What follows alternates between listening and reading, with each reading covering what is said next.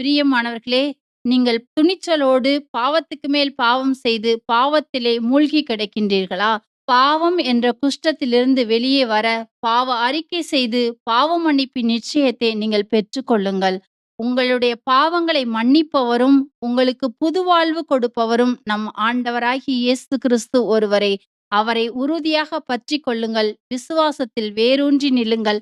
நிலை வாழ்வை உரிமையாக்கிக் கொள்வீர்கள். Praise the Lord. Praise the Lord. Praise the Lord. Praise the Lord. பிரியமானவர்களே, தொழுநோயாளரோட ஜெபம் கேட்கப்பட்டது போல உங்களுடைய ஜெபம் கேட்கப்பட வேண்டுமென்றால் நீங்கள் தாழ்ச்சியோடும் விசுவாசத்தோடும் முழந்தாள் படியிட்டும் ஜெபியுங்கள். உபவாசித்து ஊக்கமாக ஜெபியுங்கள். இயேசு நாமம் சொல்லி ஜெபியுங்கள். அப்பொழுது உங்களுடைய ஜெபம் கேட்கப்படும். தாழ்ச்சியோடும் கண்ணீரோடும் ஜெபிக்கின்ற ஜெபத்திற்கு அதிக வல்லமை உண்டு. ஆகவே மனதுருகும் தெய்வம் இயேசு